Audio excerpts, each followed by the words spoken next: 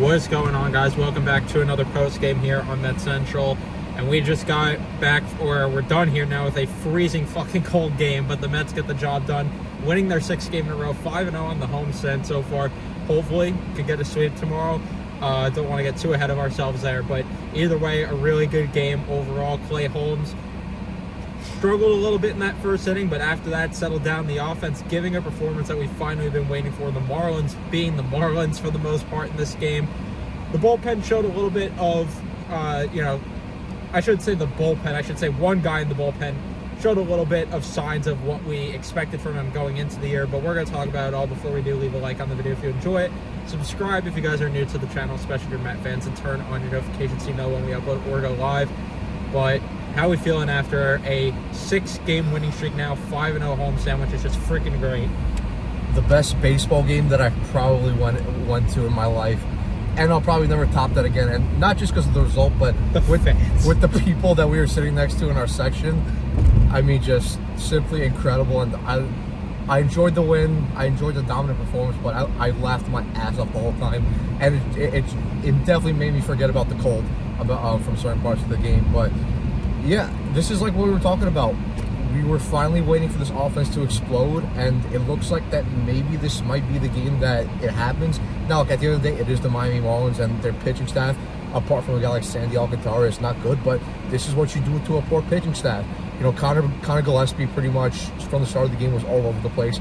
He had a hard time locating, and then after he came out, you know, the Marlins basically just sent a bunch of randomly generated creative players from MLB The Show up to the mound, and, you know, what we expected this offense to do was work counts, get base hits, you know, hit big-time extra base hits, and that's what they were doing. You know, they were really lacking the big-time hit the last couple games from the end of the Blue Jays series and the first game yesterday against the Marlins.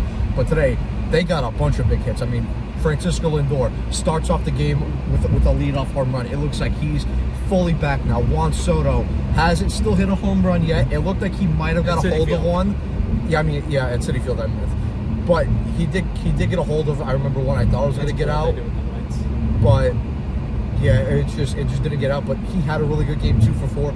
Pete Alonso continuing his hot stretch. When he went, I think 2 for 4 with a walk, or it might have even been 2 walks. I don't know. He was completely locked in at the plate.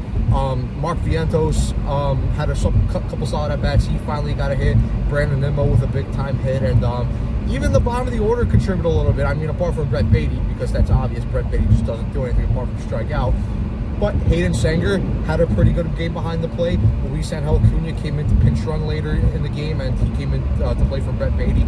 He had a nice base hit. Tyrone Taylor, even though I don't think he got a hit, or maybe he did, he got robbed of a potential extra base hit. Just nice play by Hill. But I mean, yeah, the offense was solid all around. And now going to the pitching side, I mean, Clay Holmes was a little shaky in the start, I'm not going to lie. His first 2 innings went great. I think he was around 40 pitches by the time the second inning concluded. And he just wasn't really locating anything apart from his fastball. All of his breaking stuff was missing. He couldn't get the sweeper going. Couldn't get the cutter going. Couldn't get the slider. And the one pitch that he's really struggled with so far is the sinker, and I kind of did notice that he kind of did move away from the sinker as the game went on. I need to get the exact count on that, because I was about to say too, when we talked about Clay Holmes here, that it was so nice not seeing him use the sinker. And I don't know if the scoreboard we were talking about it, we don't know if it was bugging out or what, because sometimes it says changeup was touching 90 miles an hour. I don't know if they misread that there, but I mean, the kick change either way was filthy too. Yeah, after that second inning, and because pretty much Clay Holmes was just using majority of his fastball to get swings and misses and light contact in the first 2 innings. But then after that, 3rd inning on, he really settled in, and you saw the sweeper go to work. You saw the slider be effective. You saw the kick change being effective. And like I said, he really just went away from the sinker, which is a very good sign, because, you know, if this is why Clay Holmes added a bunch of pitches to his repertoire, because just in case one pitch isn't working for you, you could toss it away, and then you could go with your reliable other pitches. But yeah, he kind of did get a bit unlucky in the 5th inning. It would have been nice to see him go 6 innings, you know, because the only pitcher this year to go 6 innings was David Peterson against the Marlins. But he kind of did get unlucky. Brazoban was his his first crack, definitely. I thought he wasn't terrible. He got lucky. I mean, I saw on Twitter that they said the home run that he gave up the hill, it was just carrying. So maybe on another day it doesn't get out. But I mean, but this is like what we were saying on our last podcast and the last couple of postings we were doing. The offense has to get runs eventually, because eventually guys in this bullpen, while this bullpen has been excellent, eventually they're gonna show cracks and they're gonna give up runs. And today was the game where the offense came through and just gave the bullpen a little bit of the breathing room. And then AJ Minter came in. Can I just jump in quickly with the Brosbon thing? Because the thing that I love the most, though, is how this offense responded right after that. I mean, they batted around the order in that 6th inning. And granted, some of it, like I said at the top, you know, they beat the Marlins because they're the Marlins. But I'm not going to complain, because one, this team has struggled to beat them in the past. Number two, that team, though, was making so many freaking errors today in the field, and it definitely helped them. But when they intentionally walked Juan Soto, which I believe happened in that 6th inning, this was the first time or I shouldn't say the first time, but unlike last year, when Pete Alonso came to the plate, I just knew he was going to come through there. I just knew he was going to get a big hit. I don't remember again if that was a 6th inning or a different inning. It was the 6th inning, yeah. Yeah, when they intentionally walked Soto, you knew Pete was getting a big hit, whether it was a grand slam there or what I expected the second result to be, which is a double there, base clearing double. Beautiful, just beautiful response by this offense after Brosbon ended up allowing that home run. Yeah, but just to build on that, before I get back to the pitching discussion, I know the Marlins were put in a tough situation there, but because, I mean, you're either picking Soto or Alonso to pitch to, and I forgot the guy who was on the mound, but he's probably not any good because he's a Marlins pitcher. But I mean, it's tough. I mean, you intentionally walk Soto, and I just remembered, yeah, that guy didn't even throw a pitch. He just came into the game, and he right away intentionally walked Juan Soto. So you put yourself in a tough spot, and you know, Pete Alonso, who's just been locked in, and I mean, the guy's just simply incredible right now. Scott Boras is right now licking his lips right now, looking at the way Pete Alonso is hitting the bat right now, and with his plate approach as well. And he's even playing a solid defense at first base. So credit to him all around. I mean, he's easily probably been the best player so far through the start of the season. But I mean, yeah, just back to the pitching side. AJ Minter came in. He looked fine. I really like this cutter again. He almost gave up a home run, but it just stayed in. He just got the cutter inside enough to force a fly out. And then Danny Young comes in with a 5-run insurance lead.